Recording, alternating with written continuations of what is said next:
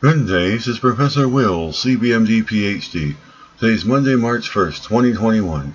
It is 2:37 and 28 seconds a.m. Eastern Standard Time. Today's research, liver tissue maintenance. So let's hop to it here. Scientists identify cells responsible for liver tissue maintenance and regeneration. Date February 25th, 2021. Source, UT Southwestern Medical Center. Summary. While the amazing regenerative power of the liver has been known since ancient times, the cells responsible for maintaining and replenishing the liver have remained a mystery. Now, research has identified the cells responsible for liver maintenance and regeneration while also pinpointing where they reside in the liver. These findings, reported today in Science, could help scientists answer important questions about liver maintenance, liver damage such as from fatty liver or alcoholic liver disease, and liver cancer. The liver performs vital functions, including chemical detoxification, blood protein production, bile excretion, and regulation of energy metabolism. Structurally, the liver is comprised of tissue units called lobules that, when cross-sectioned, resemble honeycombs. Individual lobules are organized in concentric zones in which hepatocytes, the primary liver cell type, carry out diverse functions. Over the past 10 years, there has been debate about whether all hepatocytes across the lobule contribute to the production of new cells, or if a certain subset of hepatocytes or stem cells is responsible. Previous efforts to identify the cells most responsible for liver regeneration were hindered by a lack of markers to distinguish and compare the functions of distinct types of hepatocytes in different regions of the liver. The researchers addressed this issue by comparing the genes that mark hepatocytes throughout the liver.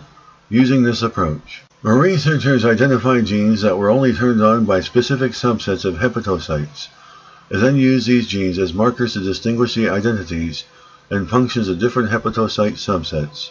They created 11 new mouse strains, each of which carries a marker for a specific subset of hepatocytes.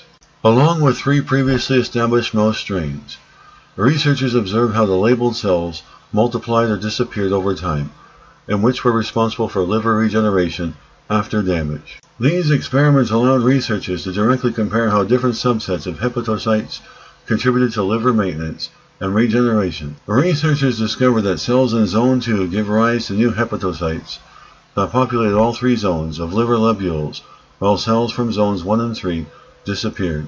These unexpected observations suggest that there is not a rare population of stem cells responsible for liver maintenance, but instead a common set of mature hepatocytes within a specific region of the liver that regularly divide to make new hepatocytes throughout the liver.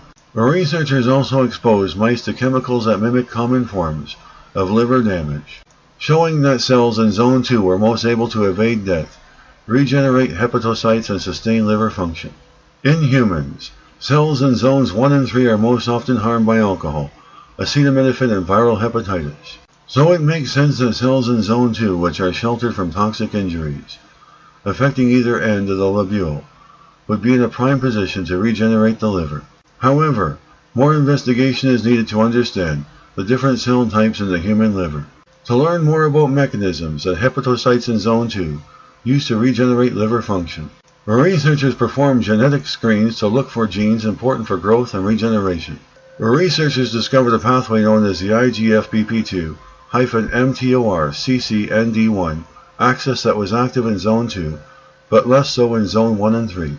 When they deleted components of this pathway from mice, the cells in Zone 2 no longer gave rise to new hepatocytes, establishing that this was a mechanism responsible for the regenerative capacity of Zone 2 cells. The identification of Zone 2 hepatocytes as a regenerative population answers some fundamental questions about liver biology and could have important implications for liver disease.